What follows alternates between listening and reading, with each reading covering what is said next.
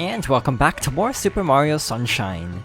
So last time, we finished exploring Bianco Hills, collecting every blue coin and the 100 coin shine sprite there.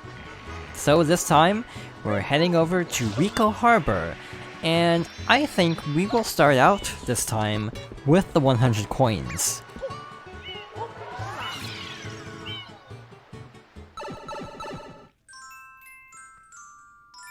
Like before, we do need Yoshi for this, so we'll be going to episode 8.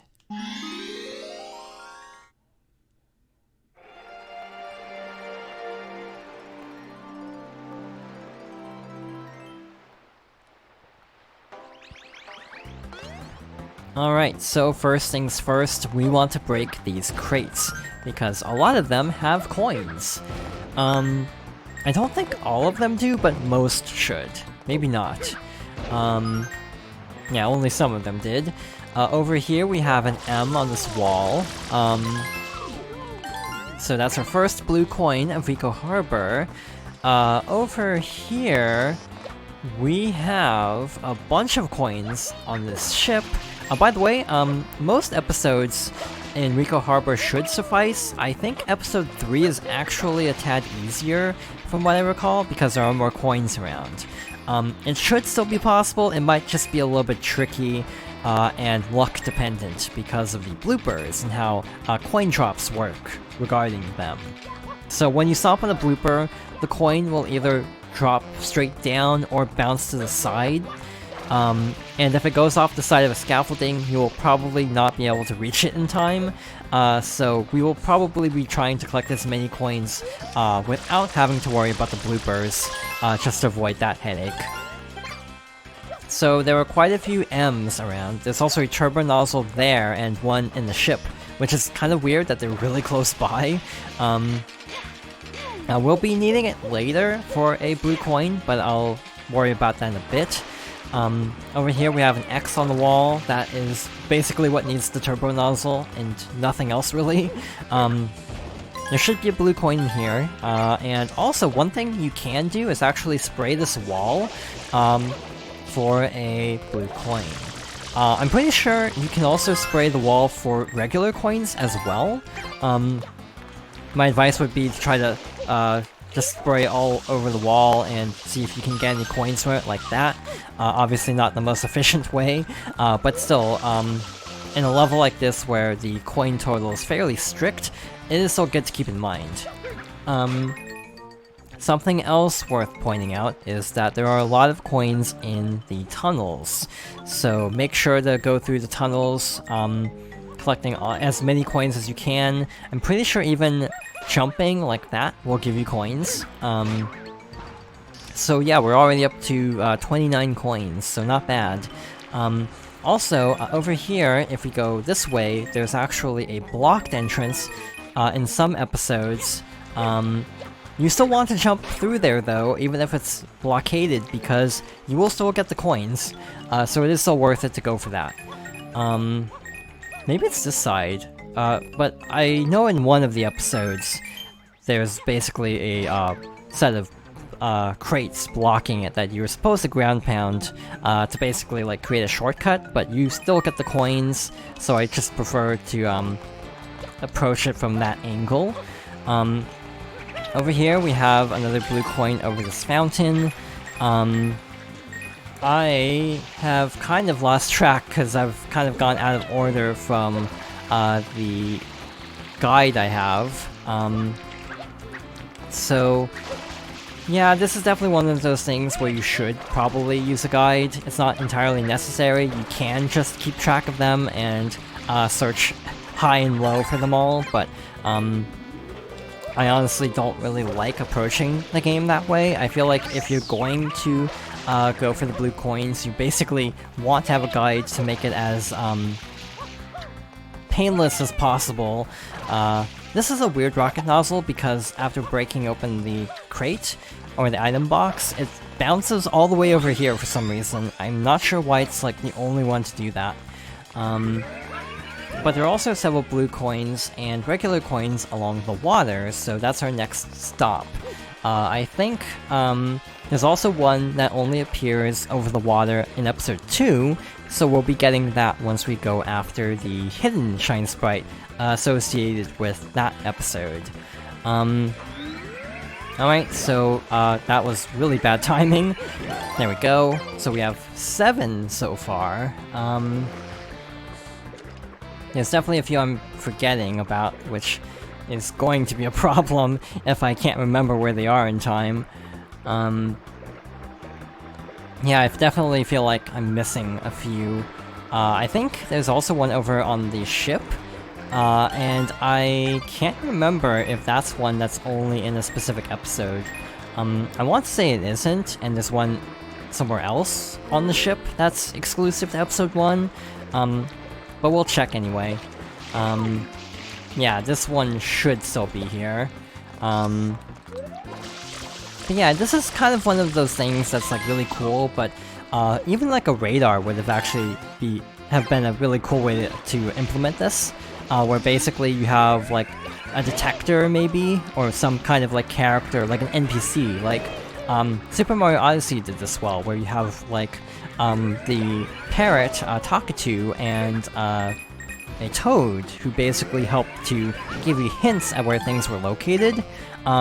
That's something that this game needed, to put it bluntly. Not being able to keep track of things definitely makes this a lot tougher. This one's actually a little bit tricky, by the way, because it gives you very little time to make it over there. So we actually want to use either like turbo nozzle or the rocket nozzle to quickly get over there. You can actually use the tunnels, and I'm pretty sure the turbo nozzle to make it there as well. But it's a lot simpler with the rocket nozzle. Also, the hover nozzle could work if you're really efficient, but I'm not, so that was almost too late, but it worked. While we have the rocket nozzle, we should probably get some of the ones up here. And there are quite a few up here, by the way. There's one really odd one over here where you're supposed to drop down to pick it up. Over here, instead, you could use the rocket nozzle, I'm pretty sure, to get up to this spot, but this is a little bit easier, I'd say. So that's 13, so not bad. The problem is I've gone kind of out of order, so I'm going to have to try to remember which ones I'm missing now. If we don't get every possible blue coin in this episode, that's fine, we can always go back for them later. But it would be nice to get as many as we can here, while also getting the 100 coin Shine Sprite as well. There are a lot of coins down there. Also, there is one in the cage, so I was actually originally going to show off the speedrun trick of using the hover nozzle to grab onto the bottom of the cage, but I actually have the rocket nozzle, so instead I'll just do this, I guess. That somehow killed the blooper. I'm actually not sure how that worked, but cool. So that's 17, if my math is correct. I actually didn't mean to do that. So which ones are we missing at this point? It feels like we're missing a few. A few can be obtained through defeating these little spider enemies here. Some, if they're basically hanging on a cage. Okay, that was weird. I didn't actually punch the cage, but it still died. Yeah, you can defeat those ones fairly easily, but the ones hanging where you can't get to the other side are a little bit trickier. We actually need Yoshi for that, which is why we're in this episode. Oh, yeah, speaking of Yoshi, I should probably get Yoshi, because I have no clue how long this will take. Because we actually need another durian. If I had thought this through, I probably would have gotten these blue coins earlier, and then have worried about Yoshi, or then have worried about the others at a later time, instead of having to basically worry about Yoshi luck twice in a row, or twice, period, in a playthrough. So that's 20? Is that right? Is my math right? I'm actually not sure on that. So that's pretty good.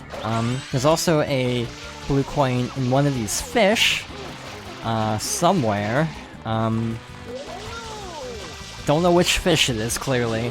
But this one can only be obtained in later episodes because this market isn't actually here in a lot of episodes.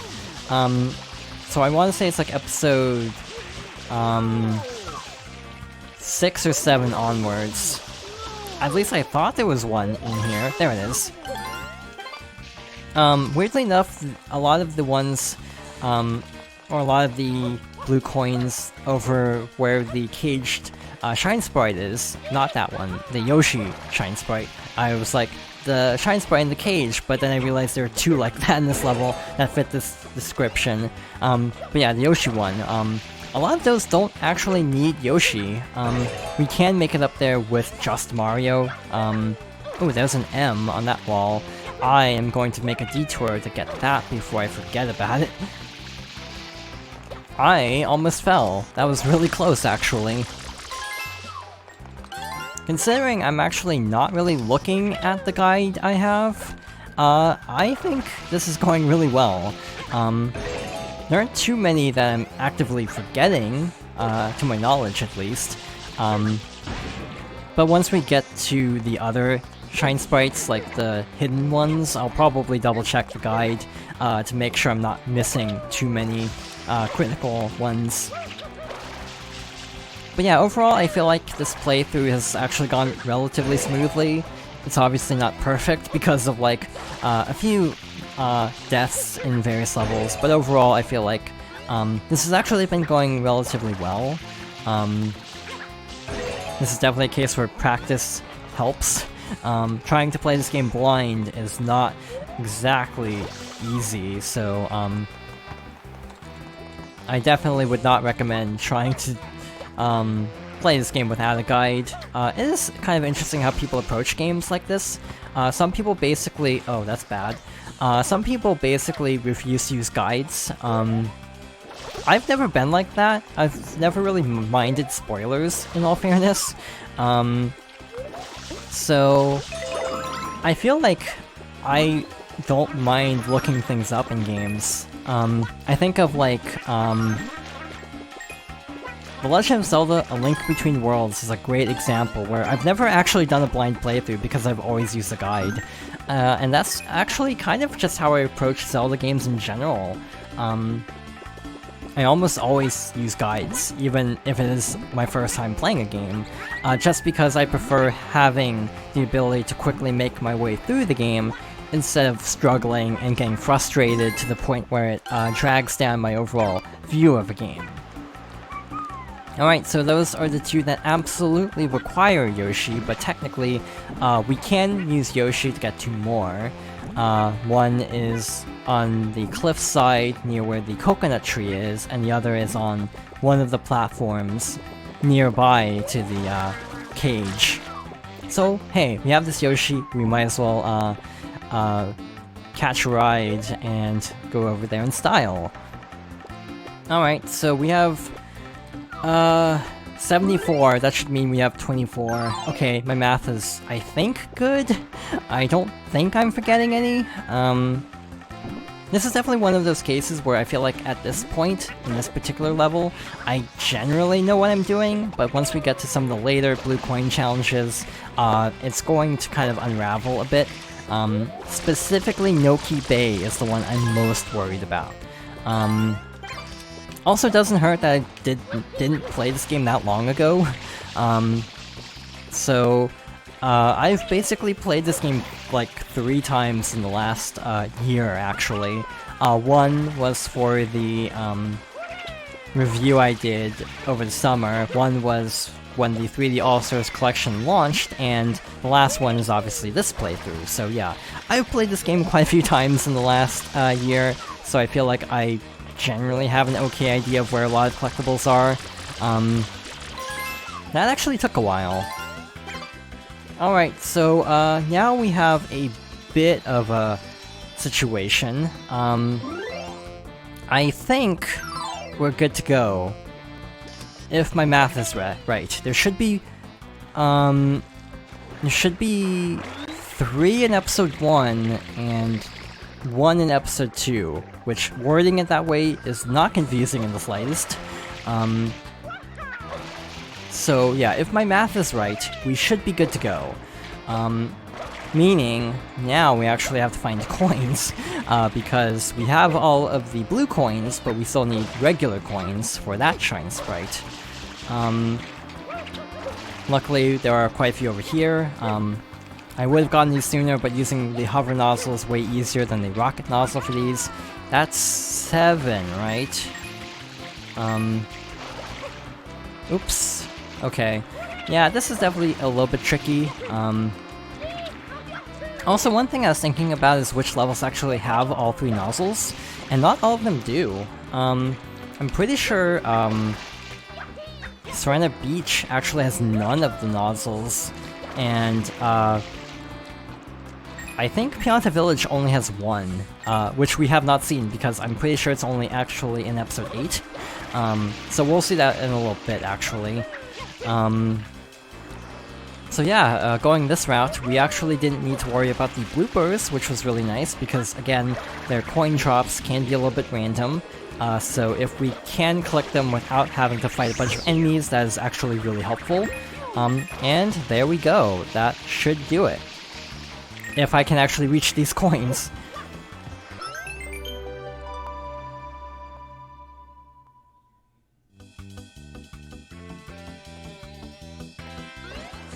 And it appears all the way over there. But yeah, just to demonstrate, let's fight this blooper over here. So yeah, the coin bounced forwards, but it can bounce sideways, meaning it'll just fall off. I wish there was more consistency to that. I don't know if there's a way to, like, choose where it goes, which is kind of unfortunate. But we have our 100 coin Shine Sprite with relative ease, actually.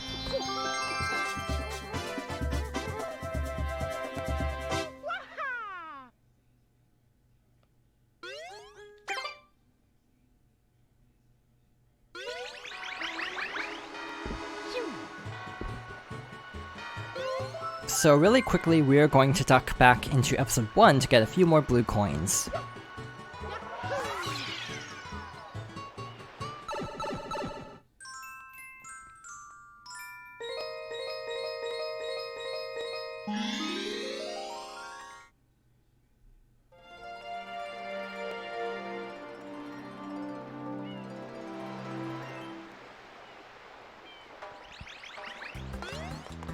Alright, so our first blue coin should be over here, underneath all of this, sludge, right under this M, like so.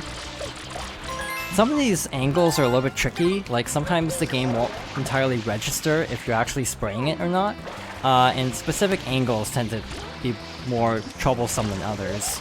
The next one is over here, under this M, and the final one is tied to that yellow submarine, so we'll just have to make our way over there really quickly and clean that up. So, you're supposed to climb inside this yellow cage, but I'm just gonna jump on top of it like so, and then we're going to try to raise this submarine using this propeller over here. So, this should be the last blue coin here, so the last one is in episode 2, which we'll be taking care of next time, because we do need to go to episode 2 anyway. So we're just gonna exit to the hub.